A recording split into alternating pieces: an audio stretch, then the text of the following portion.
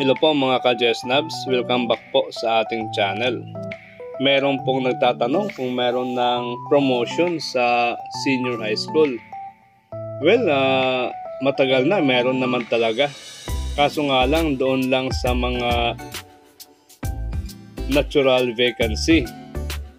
Ito po ang release ng DepEd Order number 19 ay naglalaman ng qualification standards sa Teacher 1 position na Senior High School Teacher 1 sa academic at saka core subjects. Yung kanyang qualification sa education ay bachelor's degree with a major in the relevant strand or subject plus 18 professional units in education. Any bachelor's degree with at least 15 units of specialization in the relevant strand or subject plus 18 professional units in education, or bachelor's degree with a major in the relevant subject or strand, or any bachelor's degree with at least 15 units of specialization in the relevant strands or subject. So hindi dyan sinabi na talagang sa education, okay lang na kahit hindi siya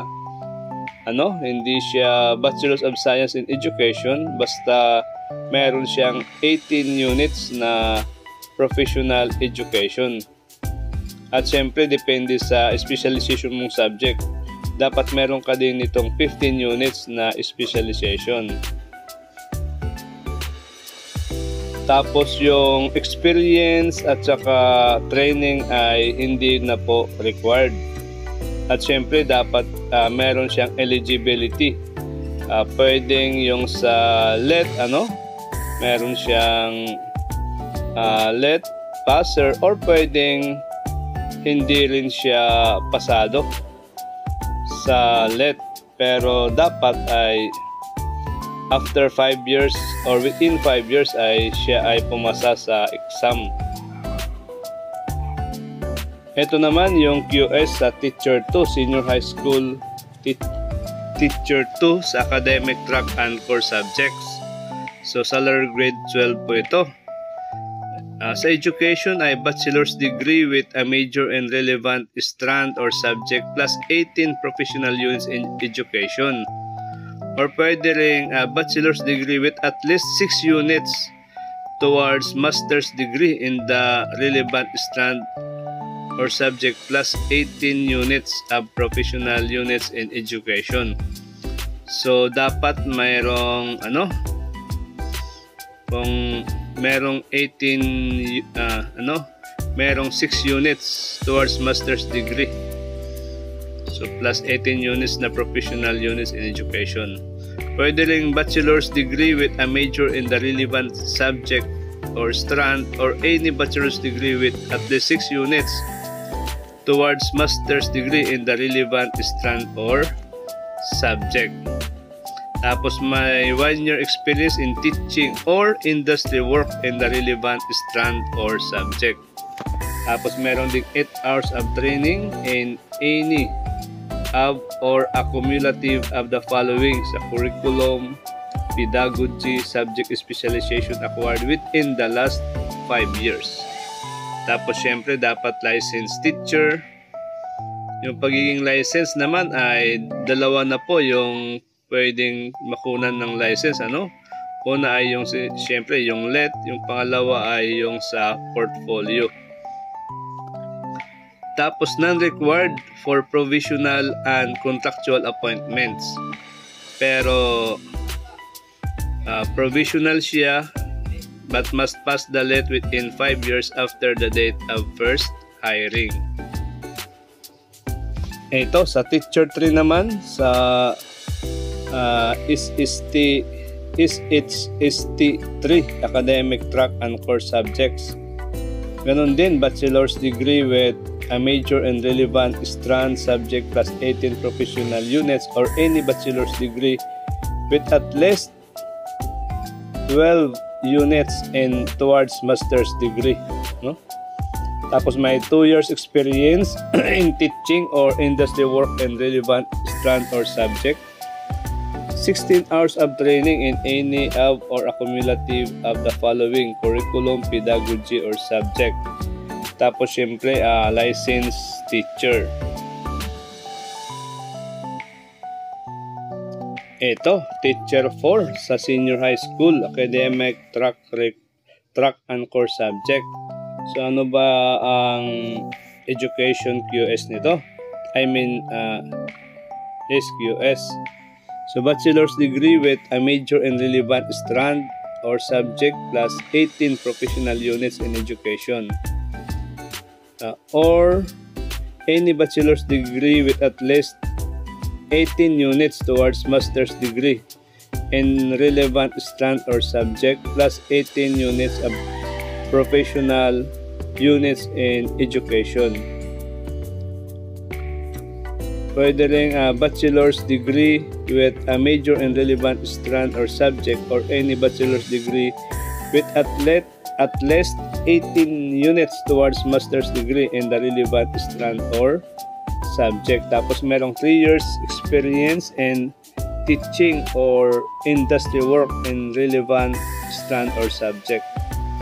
Yung training ay may 16 hours na training, or completion of NIA requisite professional development program for career stage 2. Siyempre, licensed teacher para sa permanent appointments. Pero hindi na required kung provisional and contractual appointment lang. Ito naman ay para sa teacher 5. Yan, dapat ay bachelor's degree with a major in relevant strand subject of plus 18 professional units in education.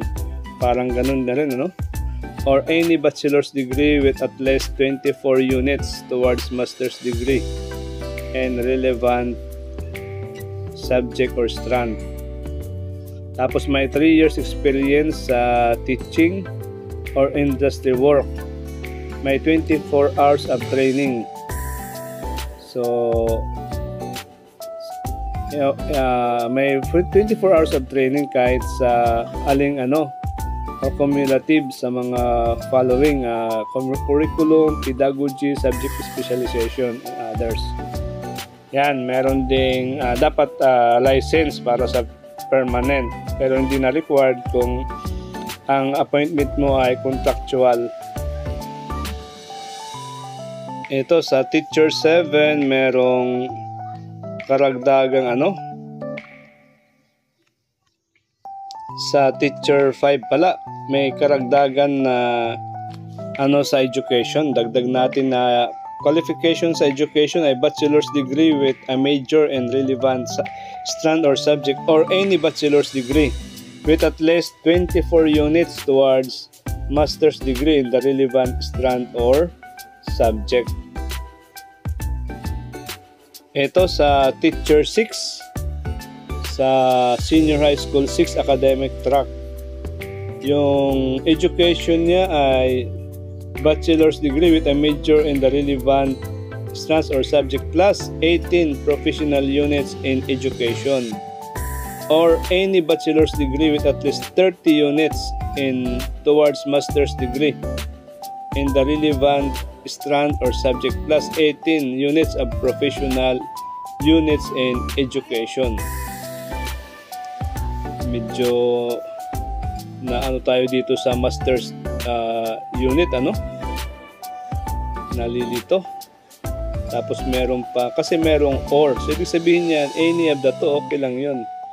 So bachelor's degree with a major and relevant strand or any bachelor's degree with at least 30 units towards master's degree in the relevant strand or subject. So yung pangalawa medyo klaro, pero meron pa rin or, meron pa rin siyang or.